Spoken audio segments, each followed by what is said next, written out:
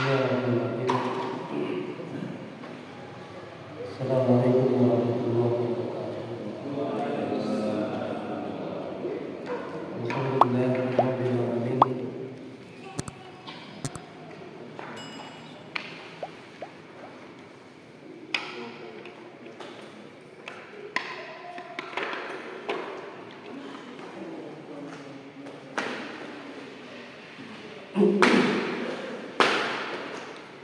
Alhamdulillahirabbil alamin. Alhamdulillahilladzi jama'ana fi hadzal makan mubarak lita'lim wa ta'lum. Alhamdulillahilladzi nahmaduhu wa nasta'inuhu wa nastaghfiruh wa na'udzu bihi min shururi anfusina wa sayyiati a'malina. Man yahdihillahu fala mudilla lahu wa man yudlil fala hadiya lahu. أشهد أن لا إله إلا الله وحده لا شريك له وأشهد أن محمدا عبده ورسوله لا نبي ولا رسول له. ربي اشرح لي صدري ويسر لي أمري واحلل عقدة من لساني يفقهوا قولي. اللهم استغفر لنا ذنوبنا كلها، اللهم اهدنا بالدين وعلمنا التعبير، اللهم كما فرحتنا في هذه الدنيا ففرحنا في الآخرة. اللهم اهدنا وسددنا برحمتك يا ارحم الراحمين. اولا ساكن عليكم جميعا للتحدث بنعمة الله تعالى علينا بقولنا الحمد لله الذي جعلنا علينا وأهلنا بالعلم وبالفتوح العلم من الله سبحانه وتعالى. الحمد لله الذي بنعمته تتم الصالحات. Alhamdulillah, jazakumullah khairan katsiran untuk muassis muassasah segenap takmir masjid Al-Ikhlas dan pengurusnya, Pak Mansum, Pak Dedi, Pak Pandi, Pak satu.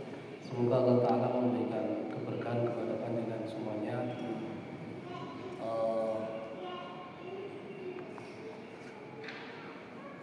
Masjid ini bagian dari diakui dan diakui, nampak ataupun tidak nampak, tapi panjenengan semua terlibat dalam tumbuh kembang pesantren kita di Sepang dengan dari awal sampai hari ini. Alhamdulillah, Allah memberikan kebaikan. Dan sebelum kita mulai sebagai tahadus binikmat, berbagi kenikmatan, semuanya karena Allah Subhanahu wa Ta'ala, bukan karena kita yang hebat, bukan karena kita yang pintar, bukan karena kita yang enggak, tapi karena Allah memberikan pertolongan. Alhamdulillah, apa yang kita lakukan sejak awal ya, sejak kita berinteraksi, sejak belum ada santrinya hingga hari ini, alhamdulillah Allah memberikan kenikmatan pada kita. Sebagaimana di awal kita ingin kecil sekali sumbangsih kita kepada khidmat kita kepada Islam dan kaum muslimin dengan wasilah jamaah Muhammadiyah, agar lubang kecil mu'alim ini tertutupi. Bagian persoalan kita, kekurangan mu'alim ini tertutupi. Alhamdulillah, 1 bulan yang lalu kami didatangi dari Sekretaris Majelis Tarjih Pimpinan Pusat Muhammadiyah, Ustaz Ghaffar Ismail. Ketika beliau mendengar tentang pesantren Sepang yang fokusnya pada ilmu alat dan kitab-kitab turun, kitab-kitab klasik. Singkatnya, setelah kami diskusi panjang, ya, alhamdulillah direspon dengan baik. Salah satunya memberikan wasilah beasiswa tanpa tes ke pesantren ulama Tarji Muhammadiyah di Jogja untuk santri-santri di Pondok. Yang kedua, saya memberikan kepada beliau set plan pondok, kemudian tulisan dua santri yang sedang pengabdian sekarang, dan syarat lulus pondok harus membuat tulisan, yaitu karya tulis dalam bahasa Arab. Dua anak ini mengambil tema usul fikih dan ilmu hadis. Alhamdulillah respon beliau bagus. Dan besok tanggal 5 beliau dan timnya ke Sepang lagi untuk mendiskusikan pengembangan kurikulum. Sebagaimana yang kita di awal Bapak Ibu, jadi kita memang tidak fokus pada hafalan. Kita bukan pesantren tahfidz gitu. Biarkan tahfidz itu dikelola oleh teman-teman yang sudah lebih dulu. Biarkan mereka yang fokus. Kalau saya ikut-ikutan tahfidz nanti saingan malah tidak bagus. Jadi kami fokus pada ilmu alat dan kitab. Ilmu alat itu banyak, bukan hanya bahasa. Ilmu alat itu termasuk usul hadis, usul fikih, ulumul Quran. Itu semuanya ilmu alat. Ya, orang tidak bisa memahami hukum kecuali dia menguasai ilmu alat. Dan ini sudah disepakati. Kami sudah diskusi panjang dengan Ustaz Ghaffar Ismail. Memang mau tidak mau, diakui tidak diakui, kita kekurangan mu'alim. Kita kekurangan orang-orang alim yang memberikan yang dibutuhkan sepanjang masa. Karena fatwa hukum fikih itu kan sepanjang masa, butuh. Alhamdulillah. Yang ketiga, bagi santri yang menjadi kader itu tahun ini kita siapkan dana. Sudah ada dana sekitar 50 juta. Jadi ada satu santri yang sudah ke Yaman, biayanya 27 juta sekali berangkat, kemudian per bulannya sekitar 1,5 juta. Nah, itu kita biayai total kalau mereka bersedia menjadi kader-kader kita. Ada beberapa tempat yang alhamdulillah sudah fix, sudah clear, itu Mesir, Yordan, Yaman, dan Brunei. Kalau Brunei itu beasiswa full. Saya mengajak panjenengan, monggo Bapak Ibu sekalian rahmatin Allah. Saya tahu bahwa pesantren model kita itu tidak banyak peminat.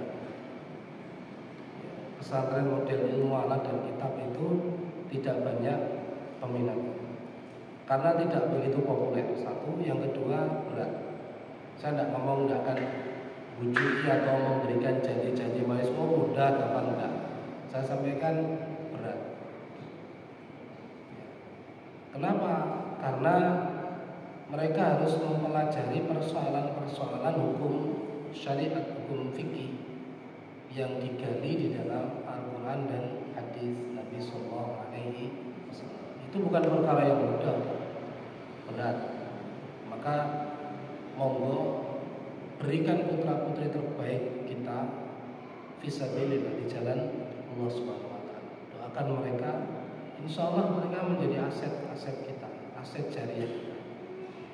Dan panjenengan juga menjadi aset jariah Allah Subhanahu Wa Taala sebagai membuat jejak di buminya Allah. Jadi Sepang itu adalah aset panjenengan semua.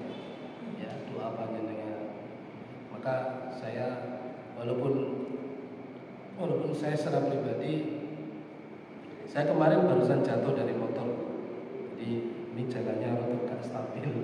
Jadi saya gonceng Bilal itu di jalan, kemudian dia mau jatuh, saya tangani, tidak imbang, saya jatuh berdua. Kemarin siang sama Uli sebenarnya mau diminta izin aja, nggak usah untuk bulan ini, nggak usah ke Surabaya. Enggak, saya sampaikan enggak. Ya, teman-teman itu bukan aset ya, teman-teman itu punya andil, punya aset di bawah. Jadi kalau saya tidak membersamai mereka, alangkah tidak bagus. Bukan hanya jenengan. Jadi hari ini itu ada 3 kloter yang semuanya juga tidak saya libatkan, karena mereka punya andil di bawah. Ini bentuk rasa syukur saya kepada Allah, bentuk rasa terima kasih kepada panjenengan semuanya, bahwa ini yang bisa saya berikan. Saya tidak bisa memberikan banyak selain doa. Saya hanya mampu ya seperti ya, nanti jam 10 saya di Al-Furqan, di Masjid Muhammadiyah Al-Furqan Lestari. Kemudian jam 4 saya bergeser agak ke barat, ke Kertosono. Kemudian jam habis maghrib nanti di Al-Ikhlas yang tepi sungai itu. Itu ya juga tidak saya liburkan sama. Kenapa? Sama dengan jenengan, mereka juga punya andil, punya aset. Mereka juga membangun jejak di pondok itu. Yang terakhir saya mohon doanya agar diberikan kesehatan, keistiqomahan, keberkahan dalam seluruh amal dan aktivitas kita semua. Betul ya? Insyaallah itu sebagai madkhal mukadimah yang bisa saya sampaikan. Kita lanjutkan sampai pada halaman kalimat ini. Man jumlati mana sahabihi. Gimana? Terjemah. Yang menggunakan waktu yang untuk waktu berita tadi. halo?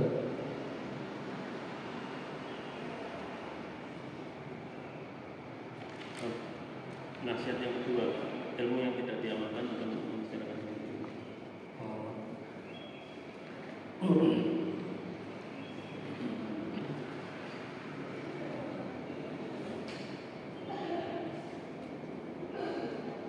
An-nasihatu sahlan itu sama. Nasihat itu mudah sama. Diulangi aja.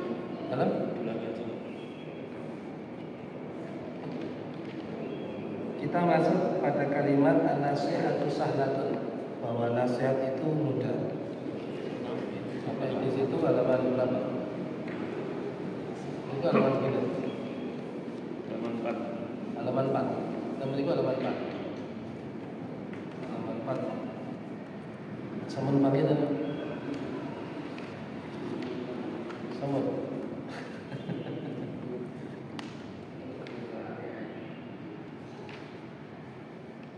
Kalau yang belum bawa, nanti kapan-kapan dibawa saja Pak. Murah Pak. Ini lo dengan harga pertalite masih mahal pertalite. Ini 7.000 lah biasa. Kalau yang terjemah saja. Bismillahirrahmanirrahim. Ayyuhal walad, an-nasihatu sahlatun. Halaman 5. Halaman 5. Oh, halaman 5. Yang diterjemah halaman 5. Halaman 5 bagian bawah atau atas? Tengah-tengah. Oh, yang tengah-tengah. An-nasihatu sahlatun, sesungguhnya nasihat itu mudah. Ini nanti ini Bapak ya. Kita selesaikan satu kitab, selesai saya minta nama jenengan, nama dalam bahasa Arab dan nama Bapak, nama PIN-nya. Semuanya karena kitab ini bersanad ya. Saya ngajinya mengikuti syarat riwayat. Jadi agar jenengan tahu riwayatnya dari siapa. Selesai kajian, ada 2 tipe guru-guru kita. Itu yang mempersulit sanad, ada yang mempermudah sanad. Yang mempersulit sanad itu kalau baru ngaji kemudian ujian dia tidak lulus, dia tidak dapat. Nah itu saya berlakukan di pesantren. Itu saya persulit memang. Mereka kalau tidak lulus, tidak selesai ujian, bisa menjawab tanpa membuka kitab, baru diberikan. Tapi kalau tidak saya berikan. Tapi kalau di forum majelis mujtama atau majelis masyarakat, saya tidak mungkin melakukan yang seperti itu. Pokoknya dengan hadir saja, disimak, paham maksudnya, saya berikan sanadnya. Ya, saya berikan sanadnya, saya printkan. Tapi saya butuh nama panjenengan, nama dalam bahasa Arab. Misalnya Kalau Pak Dedi saya tahu karena anak-anak putri-putri beliaunya kan nulis Dedi siapa namanya? Siapa? Susanto ya.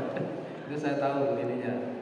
Terus apa nama binnya, nama bapaknya jenengan bin. Ini sekaligus sebagai asar, sebagai apa ya? Sebagai bentuk takriman wa ta'ziman kita kepada orang tua. Saya begitu. Jadi saya bisa melibatkan nama bapak saya pada sanad-sanad riwayat yang saya pelajari dari kitab-kitab tertentu. Itu bagian dari amal soleh menurut saya. Ya. Makanya bisa punya kitabnya. Kalau ditanya sanadnya dapat dari mana, dari sini. Kitabnya mana? Kalau tidak punya kan lucu. Gitu. Kalau kita begitu. Ada beberapa kitab, ada Tazkiratus Sami wal Mutakalim fi Adabil Ilmi wal Muta'alim, punyanya Ibnu Jawa'ah, muridnya Imam Nawawi. Itu sanadnya munfaatun muttasil, menyambung sampai beliau. Kemudian ada Wasiatus Sughronya Ibnu Taimiyah, itu juga begitu. Kemudian ada apa lagi? Banyak, ada hadis musalsal bil mahabbah dan musalsal bil isyarat. Yang mau sanad azan saya ajari, saya bisa sanad azan muttasil sampai Bilal ibn Rabah radhiyallahu ta'ala. Ya agak beda azannya. Yang tukang azan. Itu sandaran, sanad itu sandaran riwayat agar kita bisa mempertanggungjawabkan dari mana ilmu kita dapat.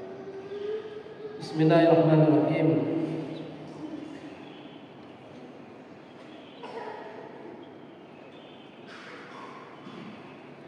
An-nasihatu sahlatun, nasihat itu mudah. Wal mushkilu qubuluha, yang sulit itu adalah menerima nasihat. Li'anna fi madzakin mutbi'il hawa murratun.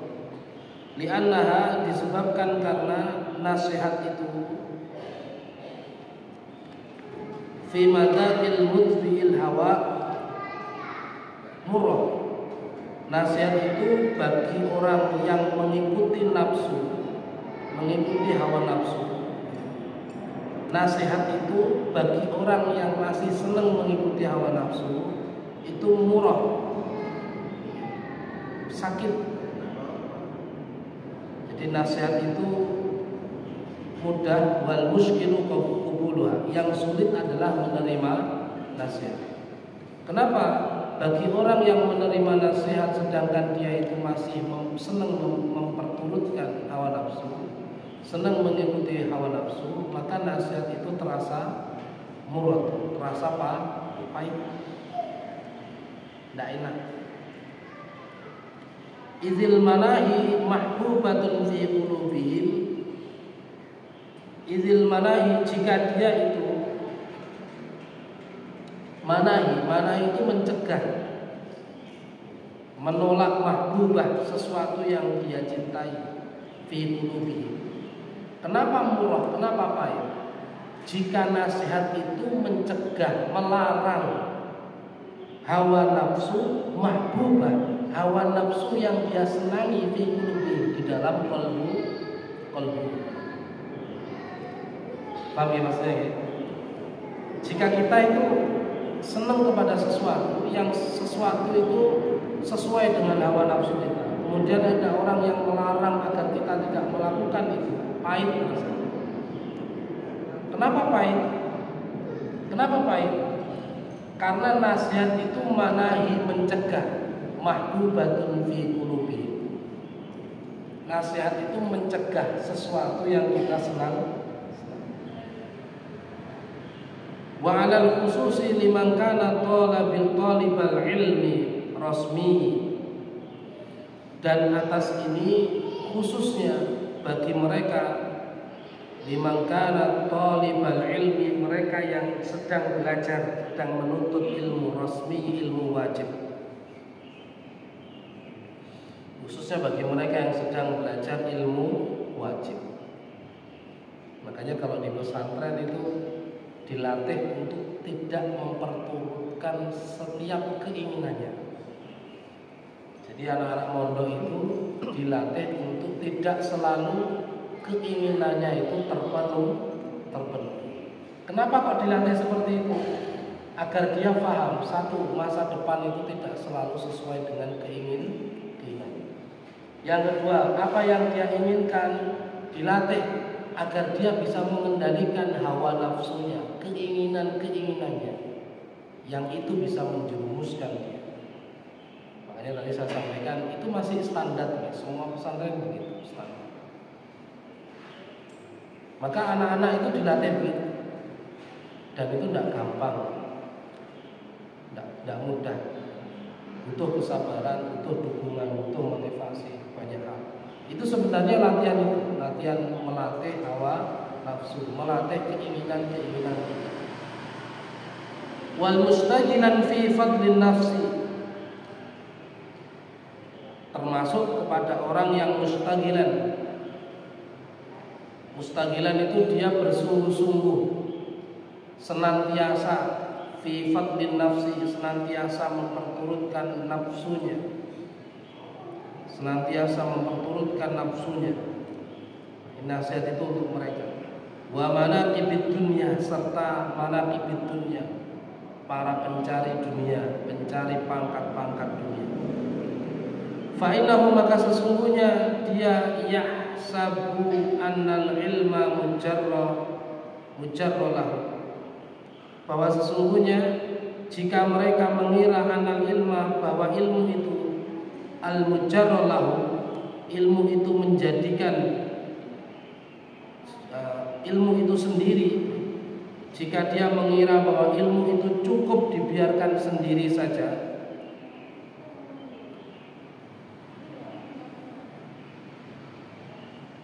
sayakunu najatuhu wa khulasuhu fi, maka dia tidak akan menjadikan ilmu itu selamat, maka dia tidak akan, dengan ilmunya dia tidak akan selamat. Wa khulasuhu fi, dan dia tidak akan sampai pada kebaikan. Wa annahu mustaghni, wa annahu, sesungguhnya ilmu itu mustaghni 'anil amal, sesungguhnya ilmu itu membutuhkan atas amal. Wa hadza i'tiqadu falasafat subhanal azim, dan ini adalah i'tiqad, ilmu itu tidak membutuhkan amal. Wa sesungguhnya dia mengira ilmu itu tidak membutuhkan amal. Wa hadza i'tiqadu falasafat, ini adalah akidahnya ahli filsafat. Jadi dia hanya pandai saja, hanya pintar saja, tapi tidak beramal. Itu para ahli filsafat.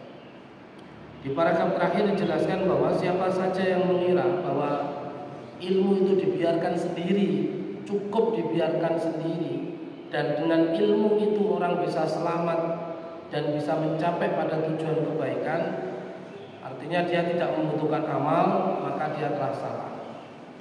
Itu termasuk bagian dari hawa nafsu. Apa itu bagian hawa nafsu? Seneng ngaji namun tidak diamalkan, beli kitab tapi tidak dibaca, itu hawa nafsu. Kan hawa nafsu itu tingkat-tingkat. Hawa nafsu yang pertama, kon milih ngaji apa dolan, milih dolan, itu hawa nafsu. Dijak ngaji angel, itu hawa nafsu. Beli selain kitab mampu, beli kitab tidak mau, itu hawa nafsu.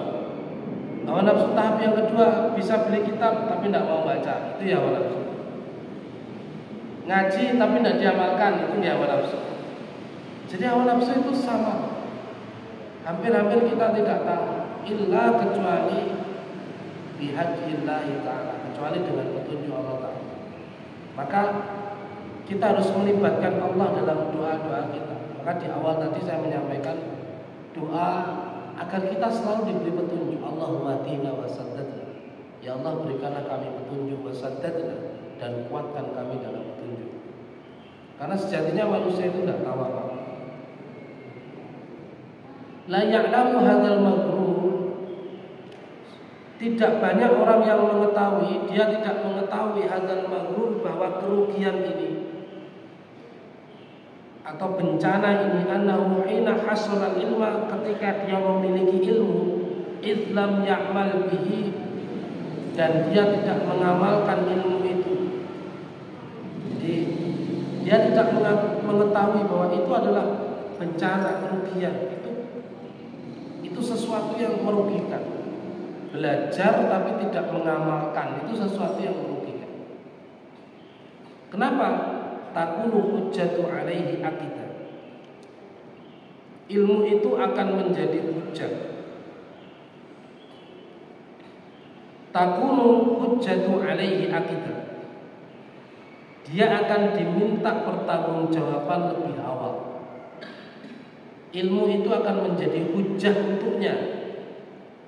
Ilmu itu akan menjadi hujjah meminta pertanggungjawaban dirinya kelak di yaumil akhir. Kenapa dia belajar kemudian tidak mengamalkan?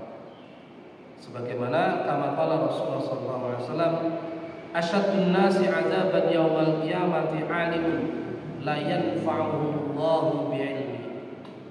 Rasulullah SAW pernah menyampaikan asyaddun nas, manusia yang paling keras adzaban, manusia yang paling keras siksanya nanti yaumul qiyamah, nanti di hari kiamat adalah alim, orang alim, la yanfa'uhu Allahu bi'ilmi, orang alim yang Allah tidak memberikan manfaat, orang alim yang Allah tidak memberikan manfaat dengan ilmu. Jadi saya sering menyampaikan ilmu itu bukan tujuan akhir daripada thalabul ilmi, para pembelajar, para muthalib. Ilmu itu bukan tujuan akhir, Bapak Ibu. Yang menjadi tujuan akhir apa? Liwajhillahil karim. Kita mencari ridha Allah. Ilmu itu hanya sarana untuk mencari ridha Allah, untuk mendekat kepada Allah, bukan tujuan akhir. Jika seseorang salah memahami ilmu itu sebagai tujuan, yang terjadi hari ini, mereka akan saling mencela, saling menyalahkan, saling berselisih pada perkara-perkara yang seharusnya tidak diperselisihkan. Padahal Allah Ta'ala di dalam Al-Quran itu menjelaskan wa'tasimu bihablillahi jami'an wa la tafarraqu wadhkuru ni'matallahi 'alaikum idh kuntum a'da'an fa'alafa baina qulubikum fa asbahtum bi ni'matihi ikhwana. Seluruh ayat itu kalau kita lihat di beberapa kitab tafsir, yang misalkan tafsir Baghawi, Al-Lusi, kemudian Qurtubi atau Ibnu Katsir, semuanya sepakat bahwa perbedaan itu sesuatu yang pasti. Orang mungkin kemudian kita itu sama, itu tidak mungkin. Ya. Perbedaan itu sesuatu yang pasti. Namun kita tidak boleh berpecah belah meskipun berbeda.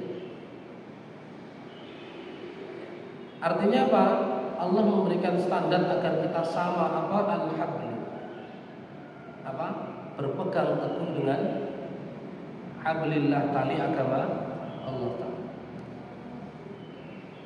Jadi mulai sekarang ini juga berkaitan dengan hawa nafsu. Jadi begini, dunia itu karakternya apa? Terbatas, sempit, ya, sementara. Ya. Kalau hari ini panjenengan melihat karena dunia orang saling menjatuhkan, karena dunia orang saling menzalimi, karena dunia orang saling menfitnah, karena dunia orang saling sikut, bahkan karena dunia sekarang ini orang tak segan saling membunuh. Wajar, karena dunia itu memang sempit, sedikit, terbatas, sehingga kalau dalam hadis Nawawi itu disebutkan ya, orang-orang itu, anjing-anjing itu saling berebut. Maka kalau kita lihat orang karena dunia saling cekcok itu wajar, Pak, karena itu karakter dunia. Ya, tidak usah heran, wajar. Sedangkan karakter surga disebutkan oleh Allah, wasari'u ila maghfiratin min rabbikum wa jannatin 'arduhas samawati wal ardh. Luasnya seluas langit dan bumi. Dunia itu karakternya luas, saling memaafkan, saling mengampuni, saling membantu, saling menolong, itu karakter surga.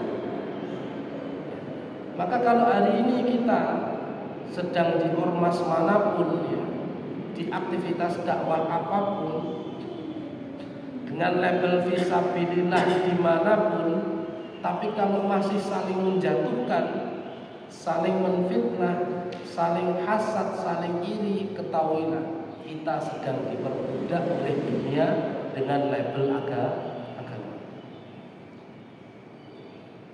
Paham maksudnya ya? Karena begitu, kita sedang mencari dunia sebenarnya. Kalau dalam urusan dakwah kita masih saling menjatuhkan. Nah, ini akan kita mengenal hawa nafsu kita. Warawiya anal Junaid qaddasallahu sirrahu ruya fil manami ba'dal mauti. Diriwayatkan oleh seorang ulama yang disebut Junaid. Junaid ini Junaid al-Baghdadi. Junaid al-Baghdadi, kalau dalam khazanah pemikiran Islam itu ahli tasawuf itu kan salah satunya adalah Imam Ghazali, Junaid al-Baghdadi. Kalau dari kalangan Asy'ari Maturidi. Kalau dari kalangan Asy'ari Maturidi itu Asy'ari dan Al-Ghazali dan Junaid al-Baghdadi. Kalau dari kalangan Atsari Hambali ya, Atsari Hambali itu tokohnya adalah Ibnu Taimiyah. Ibnul Qayyim al-Jauzi itu muridnya Ibnu Taimiyah. Itu punya kitab tasawuf tapi namanya tidak tasawuf. Namanya Madarijus Salikin. Madarijus Salikin. Salik ini mufradat yang dipakai oleh kalangan ulama tasawuf. Salik itu orangnya, suluk itu jalannya. Maka Ibnul Qayyim al-Jauzi rahimahullah ta'ala itu punya beberapa kitab yang coraknya tasawuf. Contohnya adalah Madarijus Salikin, Zadul Ma'ad fi Khairil Hadil Ibad. Saya sudah baca semuanya kitab ini dan ada di Zadul Ma'ad fi Khairil Hadil Ibad. Bekal-bekal yang Zadul Ma'ad, bekal-bekal yang penting fi Khairil Hadil Ibad. Bekal-bekal yang baik untuk hamba-hamba yang ingin mendapatkan petunjuk. Cuman namanya di kalangan Atsari, di kalangan kita tidak populer tasawuf itu, namanya menjadi tazkiratun nafs. Apa namanya? Tazkiratun nafs. Padha ae tazkiyatun nafs. Tazkiratun nafs sama sebenarnya. Ya, kalau jenengan ngaji kitab tazkiyatun nafs namanya yaitu itu tasawuf, itu bahasa tasawuf, cuman dengan bahasa yang berbeda. Isinya sama. Tazkiyatun nafs mensucikan jiwa. Tazkiratun nafs memperingatkan jiwa, sama saja. Paham ya? Makanya begini Pak, makanya kita itu harus paham dengan apa yang kita bicarakan. Jadi jangan kita tidak paham apa yang kita bicarakan ya. Kalau orang tidak paham yang kita bicarakan itu masuk ke 3 golongan. Anak kecil ya, orang gila, wong lindur ya, negak ono mendem.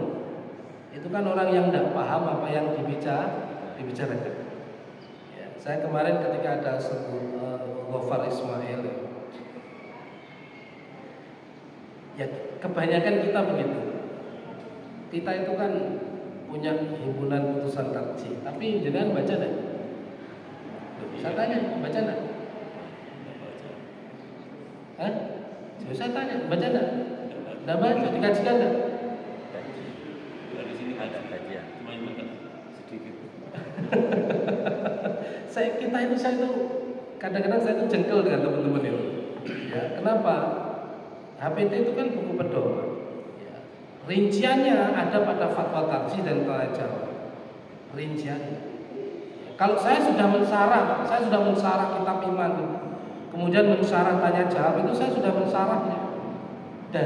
Bukan saya mensarah jawabannya, saya mensarah metodologi apa sih yang dibangun oleh tarjih itu dalam istimbatul hukmi, mengadopsi hukum fikih. Itu metodologinya apa?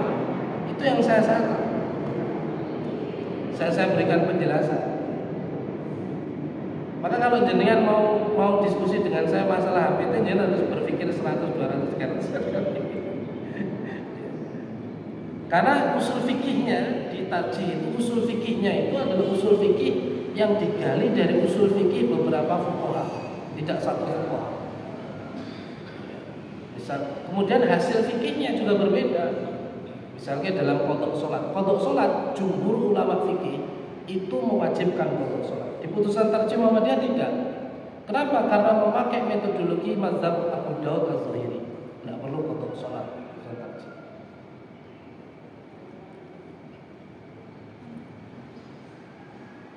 Teman-teman kadang-kadang itu berbicara tapi tak paham yang dibicarakan. Ini saya susah jelas nih, gitu. Saya jelaskannya susah, itu kan ya, repot. Jadi apa namanya? Ya begitulah. Saya bingung sendiri. Jadi kadang kita menolak tasawuf itu, menolak tasawuf, tapi tak paham kita tasawuf itu apa gitu.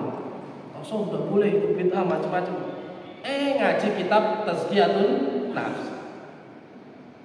Ini kan diguyu sama cicak-cicak yang di dinding itu. Makanya kadang saya ingatkan ya, jadi apa, kita itu harus paham apa yang kita bicarakan. Ini hasil saya diskusi dengan teman-teman kemarin. Jadi ketika mereka sudah paham, oh ternyata alur kita untuk menyiapkan orang-orang yang tarjih itu kan bagian dari ijtihad. Tarjih itu bagian dari ijtihad, dan itu dibahas di kitab-kitab usul fikih, rojih, marjuh. Itu butuh ilmu alat, tidak gampang. Jadi misalnya ini lebih rojih, ini marjuh, tidak gampang gitu. Itu butuh ilmu, itu bagian dari usul fikih, butuh ilmu hadis, butuh ulumul Quran untuk mampu merojihkan dan marjuhan. Prosesnya panjang, tidak sederhana. Paham ya maksudnya ya? Baik. Wa ru'ya an al-Junayd qaddasallahu sirrahu ru'ya fil manamil ba'dal mauti. Imam Junaid al-Baghdadi itu pernah bermimpi, pernah bertemu dengan seseorang.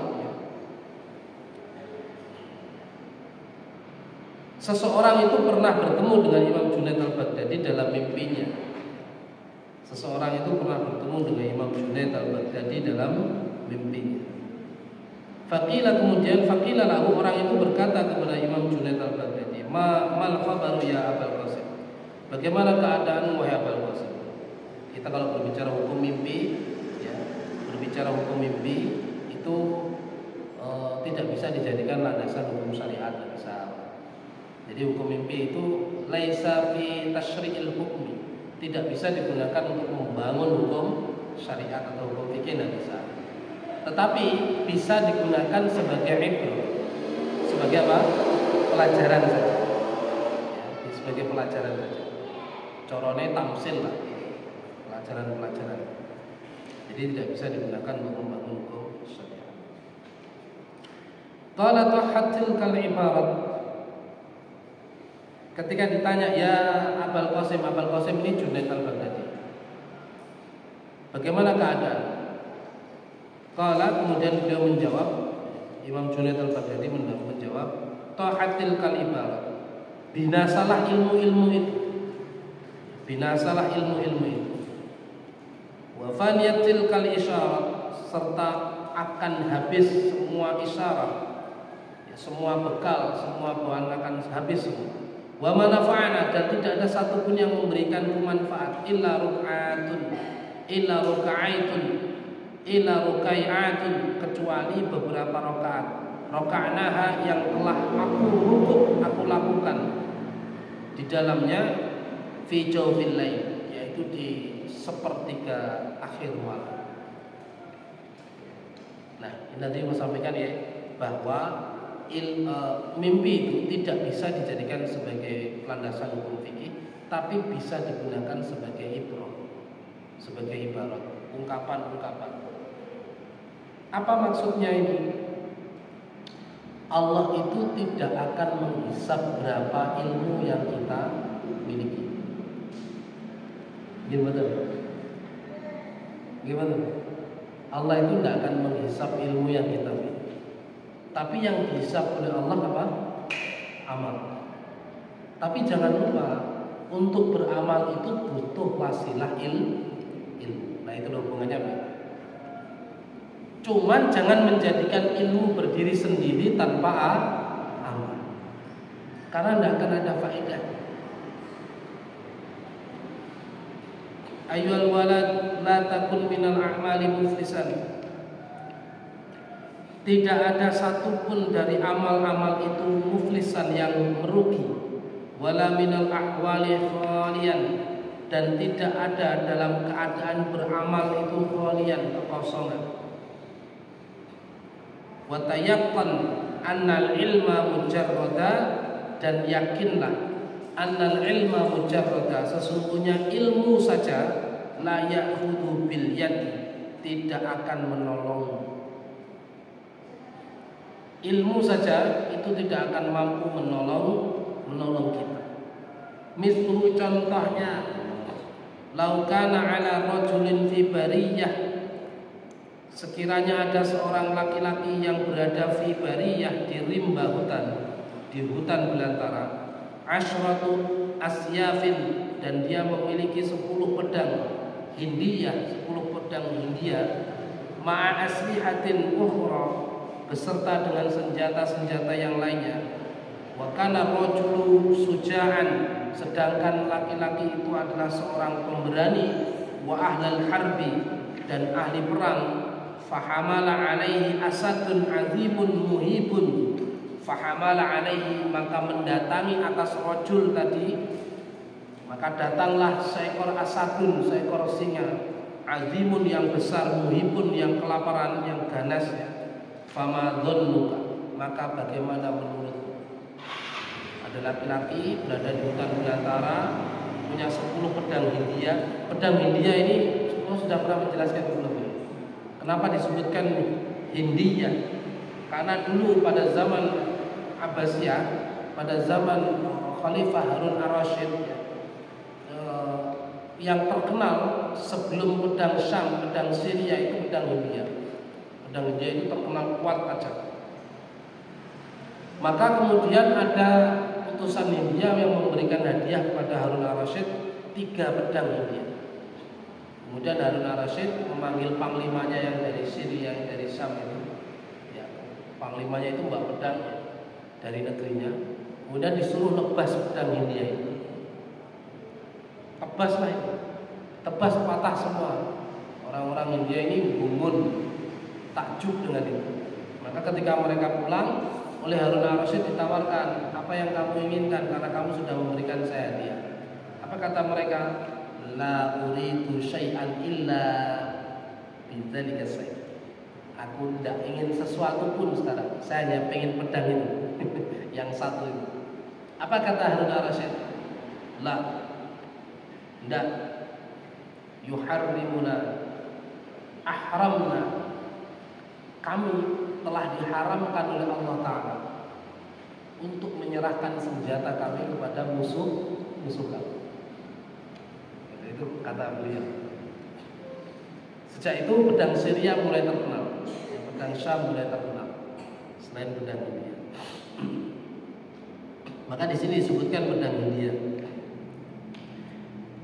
Jika kemudian orang itu didatangi singa yang besar, kemudian yang siap menerkamnya, fama dhannuka, maka bagaimana menurut pandangan? Bagaimana menurut?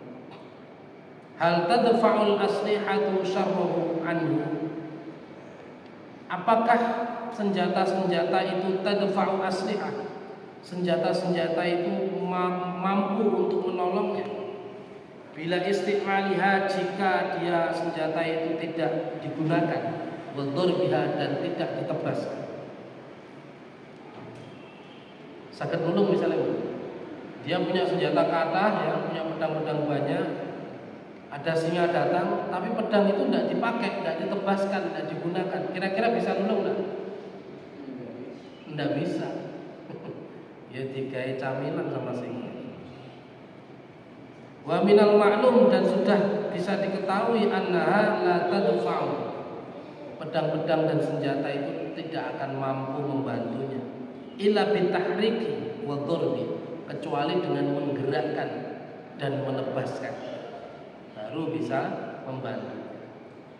Fakadza law qara'a rajulun, demikian juga law qara'a rajulun, sekiranya seseorang itu membaca mi'ata alfin masalah ilmiah, membaca 100.000 masalah ilmiah, wa ta'allamaha, dan dia mempelajarinya, mendalaminya, walam ya'mal biha, namun dia tidak mengamalkannya, la tufidu illa bil amal, maka ilmu-ilmu itu la tufidu, tidak akan mendatangkan manfaat illa bil amal, kecuali dengan amal.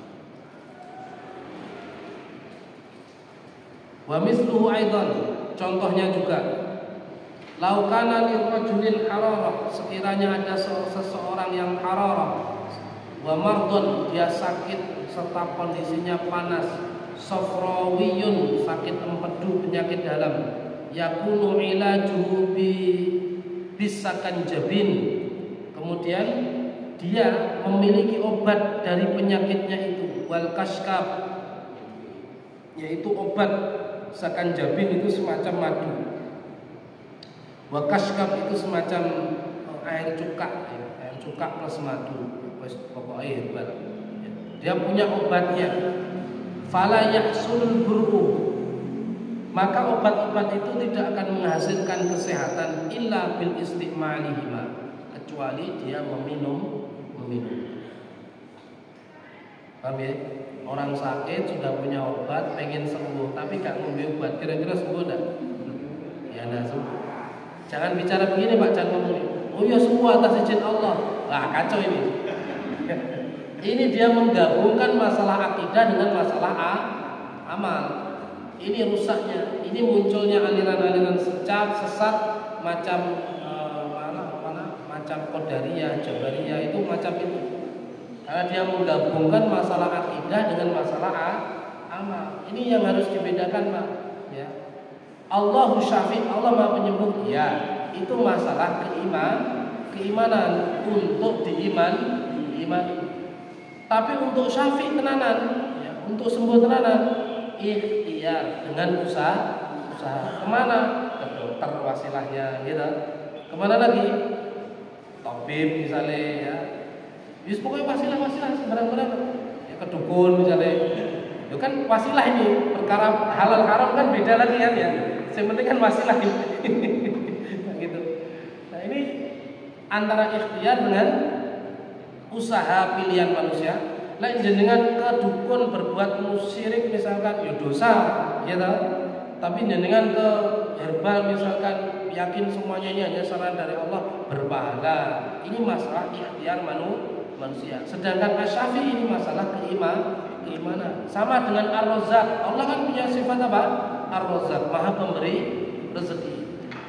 Tapi jenengan kerja pun enggak, ini pilihan manusia. Yang dihisab itu kerjane halal atau haram, ini yang dihisab.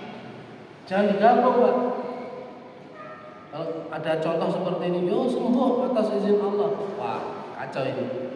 Ini pemahamannya kacau. Lelek begitu ya rusak semuanya. Ya. Paham ya maksudnya ya? Nah itu. Kemudian itu di bawah itu syair bahasa Persia. Nggak tahu di situ ada nggak? Di situ ada. Bawahnya itu pas itu syair bahasa Persia. Itu loh, karomi tu hazari rotli hami bima'in tami nahuri nabasyadat syaidan. Itu bahasa Persia.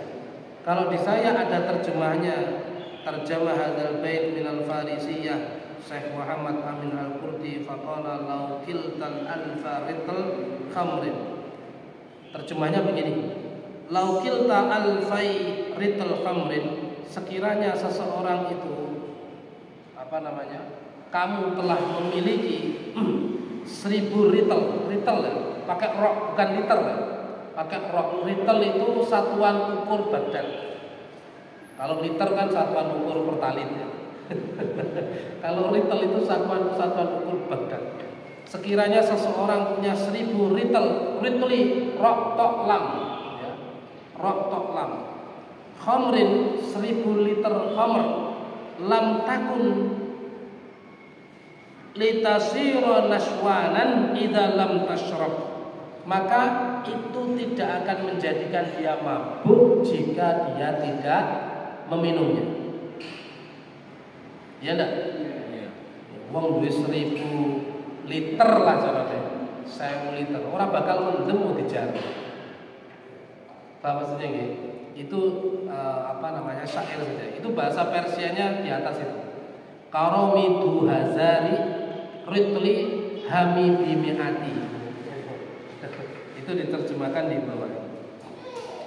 Walau qara'tal ilma mi'ata sanatin, sekiranya kamu telah membaca ilmu 100 tahun, wa jama'ta alfa kitab, kamu telah mengumpulkan 1000 kitab, la takunu musta'iddan li rahmatillahi ta'ala, maka kitab dan ilmu itu la takunu musta'iddan li rahmatillahi ta'ala, tidak akan mampu menurunkan rahmat Allah illa bil amali, kecuali dibarengi dengan amal. Paham ya? Kecuali dibarengi dengan amal. Wa an laisa lil insani illa ma sa'a, suratul najm ayat ke-39. Wa an laisa lil insani illa ma sa'a, dan sesungguhnya tidak akan mendapatkan manusia itu, bagi manusia itu sesuatu pun illa ma sa'a, kecuali sesuai dengan usaha yang dia lakukan. Usaha ini amal nomor Pak. Amal nomor ini amal. Faman kana yarju liqa'a rabbih, siapa saja yang berharap bertemu dengan Rabbnya, falyamal amalan sholihan, maka hendaklah dia beramal soleh. Al-Kahfi ayat 11. Jazaan, akan dibalas. Jazaan ini pakai khobar, bentuknya fakatain. Jazaan, akan dibalas, diberikan kebaikan, bima kanu yaksibun, sesuai dengan apa yang kalian usahakan. Surah At-Taubah. Innal ladzina amanu wa 'amilus sholihati kanat lahum jannatul firdausi nuzulan. Sesungguhnya mereka orang-orang yang beriman dan beramal soleh, mereka akan diberikan jannah firdaus. Khalidina fiha la yabghuna anha hiwala. Fa khalafa min ba'dihim khalfun adaa'u sholata wattaba'u syahwat fasawfa yalqawna ghayyan. Seterusnya ya. Ila man taba wa amana wa 'amila sholihan fa ulaika yadkhuluna al-jannata wa la yuzlimuna syai'an. Semuanya ini berbicara apa ayat ini? Wajibnya ilmu, wajibnya menuntut ilmu itu digunakan untuk beramal. Kenapa? Sebab ilmu adalah sarana dari amal. Al-ilmu wasilatul amal. Ilmu itu sarana beramal. Ilmu tok tanpa beramal cuma. Amal saja tanpa ilmu sia-sia. Paham ya? Jadi dua-duanya, ya ilmu ya amal. Wa ma taqulu fi hadil hadis, dan tidaklah dikatakan dalam hadis ini bunyal islamu ala khamsin, Islam itu dibangun atas 5 perkara: syahadati alla ilaha illallah wa anna muhammadar rasulullah, wa iqamis shalah wa ita'iz zakah wa shaumi ramadan wa hajjil baiti man istata'a ilaihi sabilan. Pilar Islam itu ada 5. Apa Pak? Syahadat. Yang kedua, salat. Yang ketiga, zakat. Yang keempat, puasa. Yang kelima, haji. Semuanya ini perkara amal. Gitu? Syahadat amal ini. Amal. Salat amal ini. Amal. Zakat, saum, haji, semuanya amal. Wal imanu qaulul lisani, dan iman Iman itu apa? Qaulul lisan, ucapan lisan. Wa tasdiqun bil janan, dan dibenarkan oleh hati. Iman itu adalah qaulul bil lisan, ucapan dengan lisannya, wa tasdiqu bil janan, wa tasdiqul bil janan, dan dibenarkan dalam hati, wa amalun bil arkan, dan beramal dengan anggota badan. Wa dalilu a'mali aktsaru min ayyuhsa. Dalil-dalil wajibnya beramal itu aktsaru, itu banyak sekali. Min ayyuhsa, bahkan terlalu banyak. Wa in kana al-'abdu yablughul jannah bi fadlillahi ta'ala, dan jika ada seorang hamba yablughul jannah, dia akan sampai ke surga. Jika ada pendapat yang mengatakan al-'abdu yablughul jannah, seseorang itu akan sampai kepada surga bi fadlillahi ta'ala, dengan karunia Allah Ta'ala, wa karamihi, dan kemuliaan Allah Ta'ala. Lakin akan tetapi ba'da ayasta'idda bi ta'atihi wa ibadati, akan tetapi sampainya surga itu ba'da ayasta'idda, setelah dia menyiapkan bi ta'atihi wa ibadati, dengan taat kepada Allah dan ibadah kepada Allah. Jadi kalau ada yang berpendapat begini, kita ke surga itu karena karunia dan rahmat Allah, betul. Tapi karunia dan rahmat Allah itu diperoleh dengan taat dan ibadah. Oke, betul. Dengan usaha. Jadi orang kok surga mergo karunia Allah Ta'ala. Aku masih gak sholat, masih Allah mengendaki surga. Yo ngawur neh gitu. Itu ngawur lagi. Kenapa? Kan ada begitu kan ya, ada orang-orang yang berpemahaman seperti itu. Jadi orang kok mergo amale dhewe, orang kok mergo amal saleh gak mergo ibadah gak, karena Allah kaya-kaya dhewe wis paham betul ya. Dia lupa untuk mendapatkan karunia dan rahmat Allah itu harus taat dan ibadah terlebih dahulu. Dia lupa itu. Nah, ini dijawab oleh Imam Ghazali dalam kitabnya ini. Li'anna rahmatallahi qaribun minal muhsinin, disebabkan rahmat Allah itu dekat dengan orang-orang yang berbuat baik. Walau qila aidan, sekiranya ada yang berpendapat, ada yang mengatakan yablughu, sampainya seseorang kepada surga bimujarradil iman, dengan cukup beriman saja. Ya, kan ada yang ngomong begitu kan? Ada enggak itu? Enten mboten? Kan ada yang pokoknya wis la ilaha illallah cukup dakolan jannah. Wah, makanya Imam Syafi'i itu kalau ngomong ini, saya itu kalau diskusi dengan orang bodoh saya kalah, kata Imam Syafi'i. Tapi kalau diskusi dengan orang pintar saya masih menang. Memang ya goblok iki ngengkel dhisik. Warme dhewe. Ada yang bilang begini persis lah ini. Sampai ke surga cukup dengan iman. Pokoknya iman jaminan surga. Maka beliau menjawab, "Qulna," kami menjawab, kami mengatakan, kata Imam Ghazali. Naam, benar. Benar ucapanmu, benar. Lakin matanya belum, tapi tekomu kapan? Bener sok, bener. Tapi tekomu kapan? Ya memang benar itu, orang beriman masuk surga. Iya, tapi kapan gitu? Karena dia akan lebih banyak bermaksiat, masukkan dulu ke neraka. Terus teko surgamu kapan? Jawabannya begitu. Ya bener, tapi tekomu kapan di surga? Ya lek teko lek gak. Kenapa ya lek teko lek gak?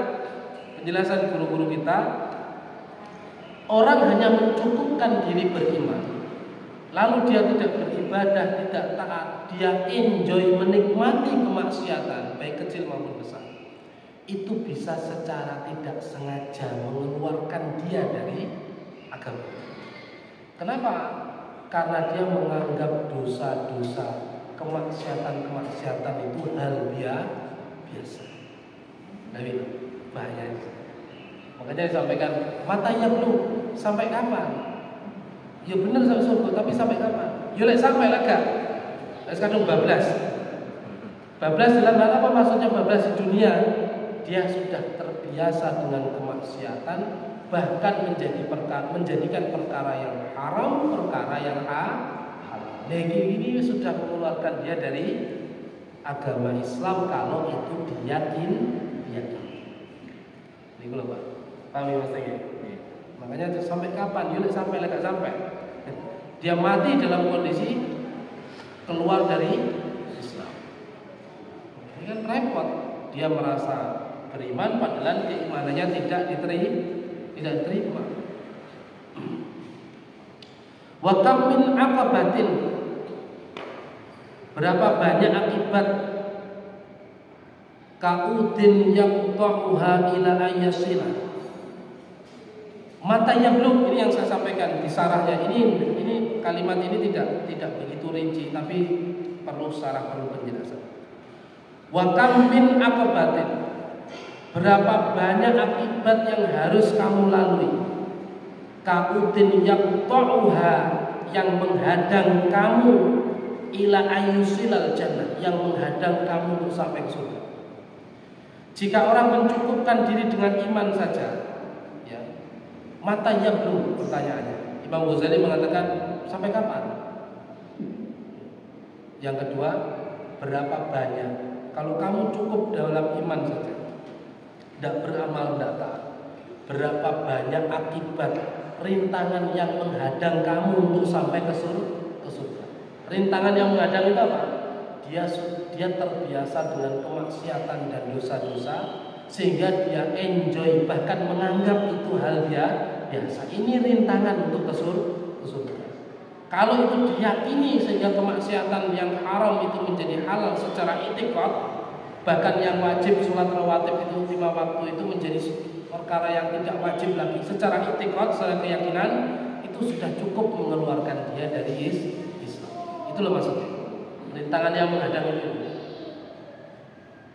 Paham ya? Maka tidak cukup, iman tok tidak cukup. Benar. La ilaha illallah miftahul jannah. Ya benar, kalimat itu benar. Tapi itu kan perlu syarat, perlu penjelasan. La ilaha illallah kunci surga. Iya, karena syarat untuk amal, untuk taat itu pertama harus syahadat. Orang mau sholat, misalnya sholat sergap ya, puasa Ramadan, haji, zakat, apa lagi? Puasa dan sebagainya, ketaatan ya, sergap jamaah. Dilalah kafir. Kira-kira dinilai dari agama masalahnya. Maksudnya belum bersyahadat maksudnya. Dinilai tidak itu? Ya enggak. Percuma kan? Itu yang dimaksud la ilaha illallah miftahul jannah. Tapi kan kuncinya tok, lah surga kan ada macam-macam. Lah kuncinya tapi ra iso mlebu, kunci ra iso buka rasane. Ya repot itu.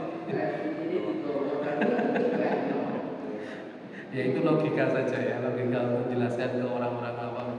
Biasanya kalau masyarakat dengan jelasnya gini jenengan ngomong wa kam min aqibatin ora kenal kok ngomong apa gitu. Ya bahasa terjemahnya begitu. Fa awalu tilkal aqabat, maka yang utama adalah memperhatikan akibat-akibat itu. Aqabatul iman, yaitu akibat-akibat dari iman. Wa innahu hal yaslamu min salbin imani am. Sesungguhnya dia, apakah dia akan yaslamu, akan selamat min salbil imani amla, dari ujian iman itu ataukah tidak. Jadi kalau pencukupan iman saja, iman itu sudah dikatakan orang beriman saja itu pasti diuji keimanannya. Dengan mengucapkan la ilaha illallah Muhammadur Rasulullah itu pasti diuji sejak saat itu. Maka dia selamat tidak dengan ujian-ujian itu? Ya kan begitu. Akasiban nas ayutrofu ayaqulu amanna wa hum la yuftanun. Apakah Apakah kamu mengira cukup mengatakan amanah wahum la yuftanun, sedangkan kamu tidak diuji? Kita pasti diuji, Pak. Selamat dalam ujian keimanan, maka kita beramal dan taat. Kalau tidak selamat, wa idza wasala, jika dia telah sampai, hal yakunu khaiban muflisan. Jika dia selamat, misalnya orang itu cukup mencukupkan diri dengan iman tanpa amal, tanpa taat, meskipun suwi gitu ya, lama moro-moro terkonek surga, tapi dia di surga dalam kondisi muflis, dalam kondisi merugi. Sampai di jannah Allah, di surga Allah dalam kondisi muflis. Apa sih kondisi muflis? Tanpa membawa amal. Allah ada. Abuya guru kami menjelaskan muflis ini macam-macam penafsiran para ulama. Ada yang berpendapat dia di surga memang, tapi dia tidak mendapatkan rahmat, kebaikan, kenikmatan sebagaimana penduduk surga yang lain. Jadi ada begitu. Sebagaimana neraka yang bertingkat-tingkat, surga pun bertingkat-tingkat.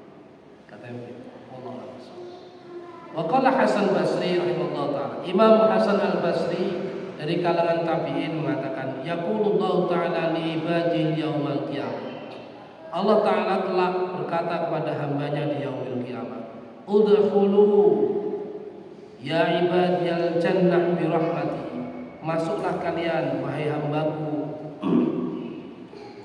ke dalam surga bi rahmati, dengan rahmat, wa qtasimuha bi a'malikum, dan berbagi-bagilah kalian di dalam surga bi a'malikum, sesuai dengan amal kalian. Itu yang menjadikan nanti ada beberapa penduduk surga itu yang muflis, merugi. Ya cara mungkin apa ya? Apa? Cara sepur dulu ya. Ekonomi gerbong buri dewi. Gitu. Mungkin awal paketan. Gitu. Mungkin ya Allah, tapi saya tidak berani menerjemahkan macam-macam. Ini urusan akhirat ya, kalau diterjemahkan. Mungkin ya. Contohnya tamsilnya begitu. Malam ta'mal, sesuatu yang kamu tidak beramal, lam tajidil ajr, kamu tidak akan mendapatkan pahala. Sesuatu yang tidak kamu amalkan, kamu tidak akan mendapatkan pahala. Hukiya ana rajulan min Bani Israel abadallahu ta'ala sab'ina sana. Dikisahkan ada seseorang dari Bani Israel, abdallah, dia beribadah kepada Allah Ta'ala sab'ina sanatan, 70 tahun. Faradallahu Ta'ala ayyajluwahu, maka Allah Ta'ala hendak menunjukkan dia, rajul tadi, alal malaikat. Maka Allah hendak menunjukkan laki-laki yang ibadah kepada Allah selama 70 tahun itu kepada malaikat. Fa'arsalallahu ilaihi malakan, maka Allah mengutus kepadanya malaikat. Yukhbiruhu, untuk mengabarkan kepada dirinya, anahu ma'atil kal ibadah, bahwa dirinya dengan ibadahnya selama 70 tahun itu la yaliku bihi dukhulul jannah, dia tidak pantas, la yaliku bihi dukhulul jannah, dia tidak pantas, berhak untuk masuk surga. Falamma balaghu qala al-'abid, ketika malaikat menyampaikan berita itu kepada dirinya, qala al-'abid, hamba yang rajin ibadah ini ngomong, nahnu khuliqna lil ibadah. Qala al-'abid,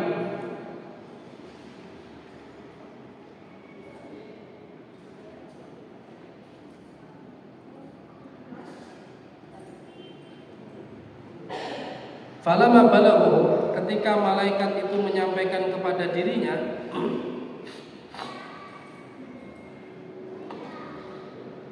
qala al-'abid nahnu khuliqna, kami telah, malaikat itu menyampaikan kepada hamba itu, nahnu khuliqna lil ibadah, kami telah diciptakan untuk beribadah. Fayam bagi lana anak budahu, maka bagi kami, bagi malaikat itu ya, bagi kami anak budahu, terus beribadah kepada Allah.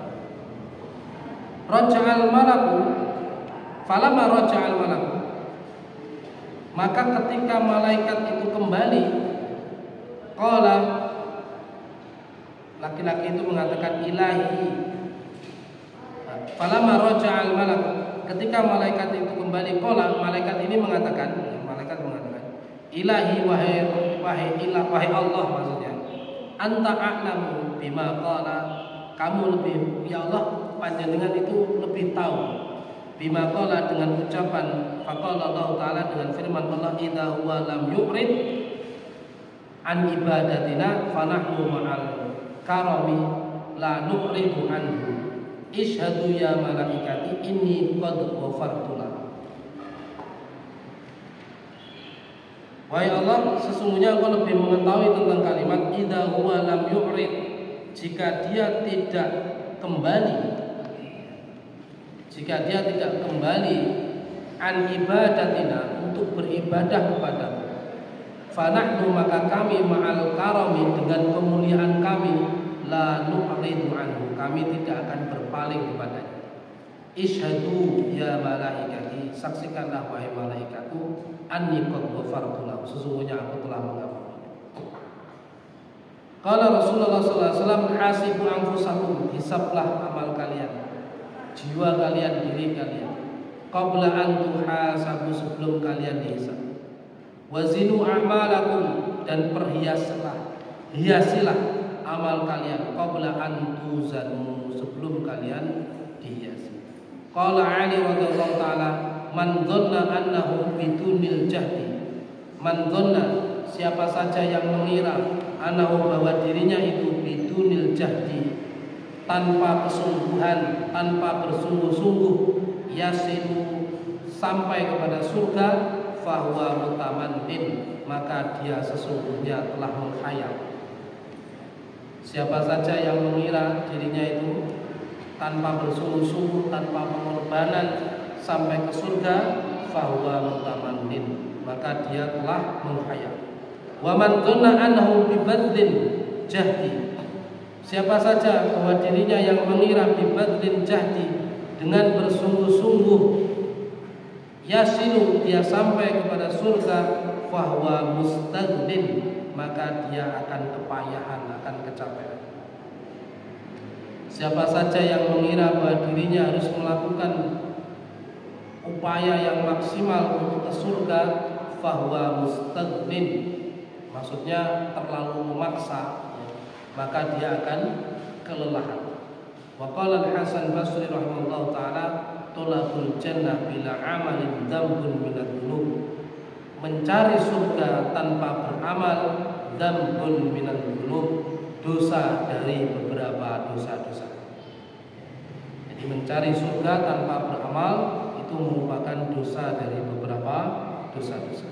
Wa qala alamatul haqiqah, kemudian ada pendapat yang mengatakan alamatul haqiqah, tanda-tanda kebaikan, kebenaran adalah tarkul malahadatil amal, la tarkul amal.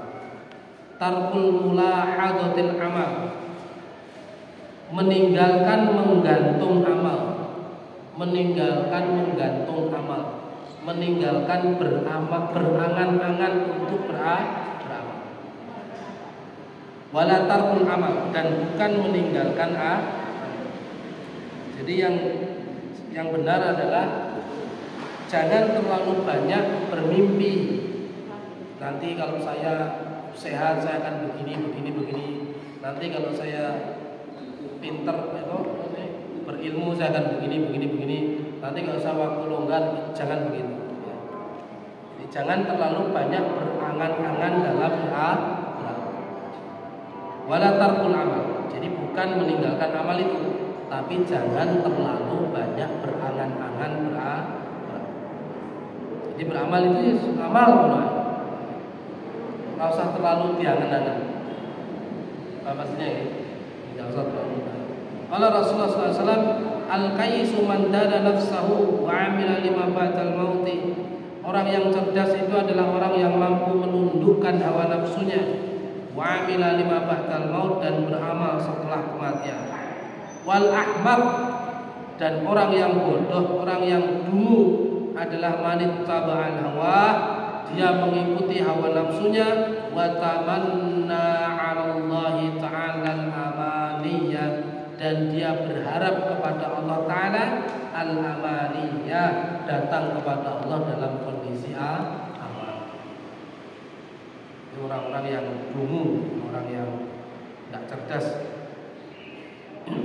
Kalau lanjutkan satu paragraf lagi biar nanti sampai kepada pembahasan. Dan maksudnya satu paragraf, satu halaman. Kam min layalin ahyaitaha bitikraril ilmi, berapa dari malam-malam ahyaitaha yang kamu hidupkan bitikraril ilmi, dengan menghidupkan ilmu. Berapa banyak malam-malam kita hidupkan dengan menghidupkan ilmu, wa mutala'atil kutub, serta mutola'ah mendalami kitab. Wa haramta 'ala nafsika naum, dan kamu telah mengharamkan atas dirimu tidur. La a'lamu, aku tidak mengetahui, maka nal ba'itsu fihi, apa yang menjadikan kamu berpayah-payah fihi dalam belajar. In kana naila 'aradid dunya, jika kamu ingin mendapatkan 'aradid dunya, harta dunia, wa jazba hutamiha, serta mengumpulkan perhiasan dunia, wa tahsila manasibiha, dan kamu menginginkan kedudukan dunia, wal mubahata ala aqran wal amsal, dan kamu bersaing dengan teman, wal amsal ataupun semisalnya. Fawailun laka, summa fawailun laka, celaka kamu, kemudian celaka. Paragraf ini menarik yang tadi Pulau sampaikan tentang karakter dunia dan karakter surga. Bapak Ibu sekalian rahmatillah Allah, kalau kita belajar ngaji, kemudian masih cekcok, masih berselisih, masih saling menghinakan, mendzalimi, merendahkan saudara kita, sesungguhnya kita sedang memburu dunia dengan dibalut ngaji. Maka di sini beliau mengatakan, kamu mengharamkan malam, mutola'ah kitab, mempelajari ilmu, tapi yang kita inginkan adalah dunia, kedudukan dunia, wah kita, biar dianggap kita itu benar, biar dianggap pendapat kita paling sahih dan sebagainya. Itu kita dijebak pada manusia. Fawailun laka tsumma fawailun, maka celaka kamu, celaka. Kenapa? Karena ilmu itu bukan untuk diperdebatkan. Ilmu itu bukan untuk menilai saudara kita. Ilmu itu bukan untuk merendahkan kehormatan kawan kita. Tapi ilmu itu untuk kita amalkan sebagai sarana ibadah.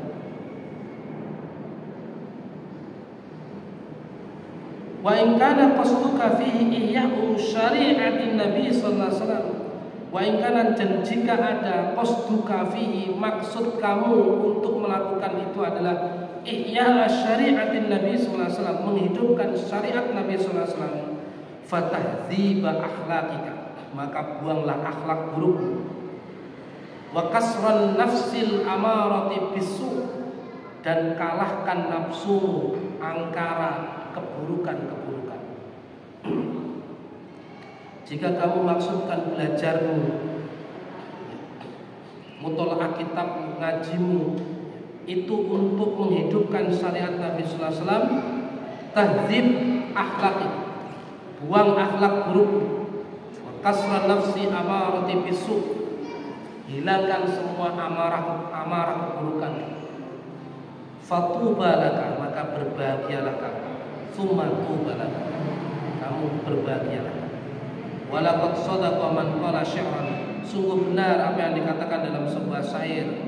Syahrul uyun, terjaganya mata, li ghairi wajhika, terjaganya mata tapi bukan untuk mengharapkan ridho Allah, dha'i, akan sia-sia. Wa buka'uhunna, dan tangisan-tangisan, li ghairi faqdika, tangisan-tangisan tapi bukan karena Allah, batin, maka akan batin. Bapak Ibu sekalian rahmati Allah, itu beberapa nasihat dari Imam Al-Ghazali rahimahullah ta'ala, yang beliau disebutkan pada masanya dengan sebutan Hujjatul Islam. Jadi kalau ulama pada zamannya mendapatkan sebutan Hujjatul Islam, itu bukan sembarang ulama ya. Tidak semua ulama mendapatkan julukan Hujjatul Islam, tidak semuanya. Hanya orang-orang tertentu yang memang beliau hampir menguasai seluruh fan pembahasan wal ulum dan ilmu. Nah, Imam Ghazali itu punya kitab usul fikih namanya Al-Mustasfa. Al-Mustasfa ini kitab usul fikih. Nah, ini kan menarik. Menariknya tidak banyak orang yang bisa membuat kaidah metodologi usul fikih, itu tidak banyak. Kecuali dia adalah mujtahid. Kecuali dia ahlul ijtihad, orang yang mampu menggali hukum di dalam Al-Quran dan Sunnah Nabi Sallallahu Alaihi Wasallam. Allah a'lam bishawab. Sebelum kita tutup, ada yang mau didiskusikan? Saya sebelum kita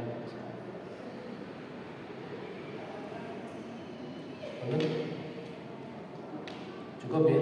Semoga bermanfaat. Bapak Ibu sekalian yang dirahmati Allah, yang terakhir saya ingin mengingatkan bahwa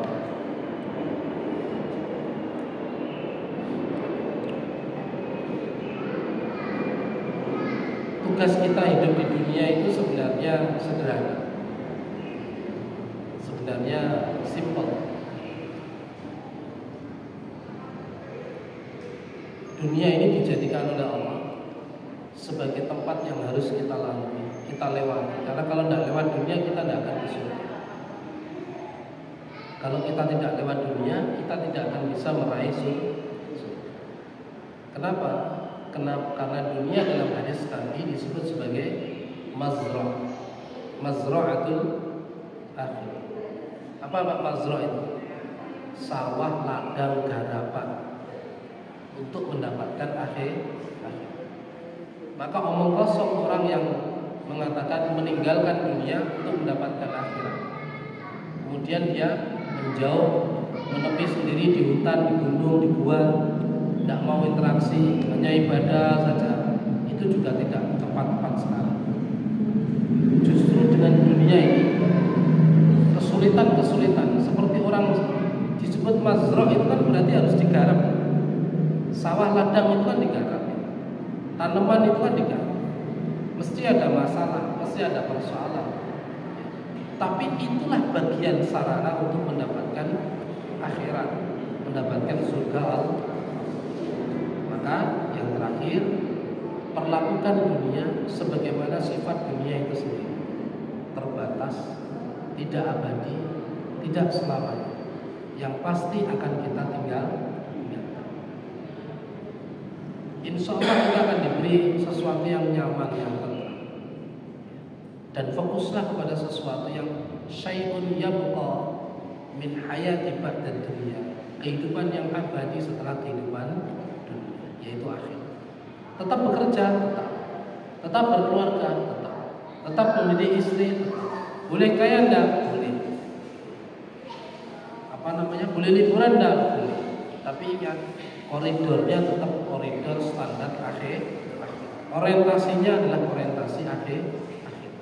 Termasuk persiapkan anak-anak kita agar mereka nanti menjadi jamiah akhirat kita, meskipun kita tidak ada. Ilmu yang mereka pelajari dengan biaya dari kita, ilmu yang mereka pelajari dari sarana-sarana kita, dari sepeda yang jenengan berikan, dari kitab yang jenengan berikan, itu aset jejak abadi kita kelak di hadapan Allah. Makanya dulu saya pernah mengingatkan, saya tidak tertarik membangun masjid, saya itu tertarik membangun SDM. Tadi saya pagi kan saya jalan, saya dari awal kan pernah tanya kepada dia, orang Surabaya itu aneh, jam 12, jam 1 itu masih podo melek, maksudnya masih banyak. Kata Mbak Didi, iya di sini tuh malam malah rame. Masuk malah rame. Saya tuh heran, kalau di kampung itu ada jam 9 jam 10 pada turun, sepi itu. Di sini tuh jalan jam 3:30 tadi, rame.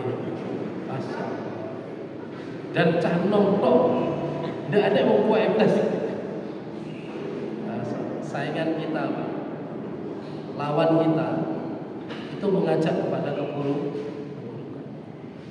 Kita tidak menyiapkan SDM yang nanti menjadi aset kita untuk berlomba-lomba dalam kebaikan hidup. Jangan salahkan siapa-siapa, oleh anak cucu kita nanti terjerumus pada hal yang.